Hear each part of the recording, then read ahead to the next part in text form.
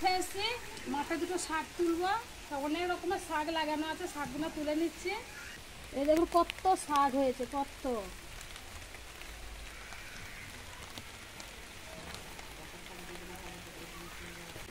শাক তুলতে তুলতে বৃষ্টি লেগে গেল।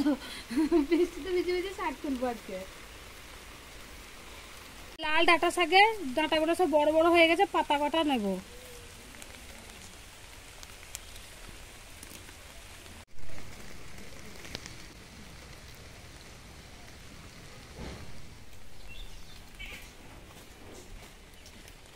প্রচুর শাক হয়েছে, প্রচুর। আমরা দুই ননদ ভাজে তুলে সব একবারে সাফাই করে ফেলবো।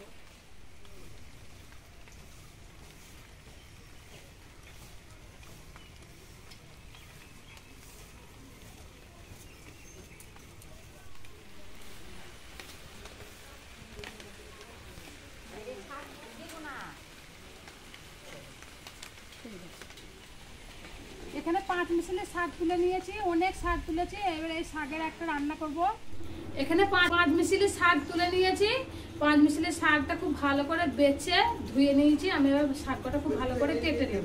এখানে আমি সজনের শাকও দিয়েছি, এই দেখুন বেছে নিয়েছি, বাছাটা দেখানো হয়নি।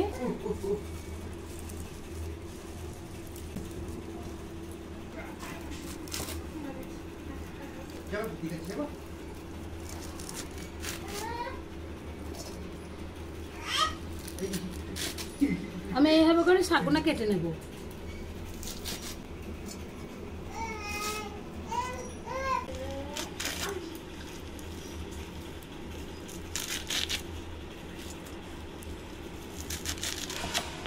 শাক সিদ্ধ করতে দিয়েছি, দিয়ে দিচ্ছি হলুদ, দিয়ে দিচ্ছি লবণ, দিয়ে দিচ্ছি কেটে রাখা কাঁচা লঙ্কা, দিয়ে দিচ্ছি অল্প একটু জল।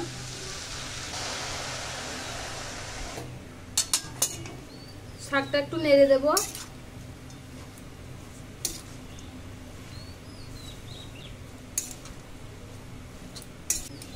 শাক খুব ভালো করে নেড়ে দিয়েছি, এবার ঢেকে দেব।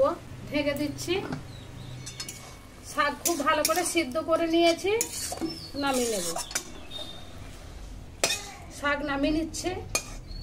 কড়াইয়ে দিয়ে দিচ্ছি সর্ষের তেল, তেলে দিয়ে দিচ্ছি শুকনো লঙ্কা, রসুন ফোড়ন।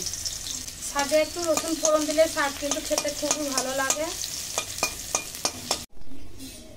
ভেজে দিচ্ছি 5 মিশালি শাক ভাজা।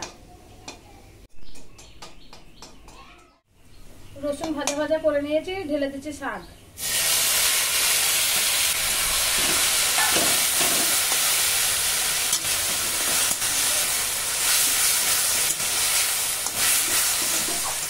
শাকটা খুব ভালো করে ভাজা ভাজা করে নেবো, জলটা শুকিয়ে যাবে। শাক খুব ভালো করে ভেজে দিয়েছি, এবার নামিয়ে নেব।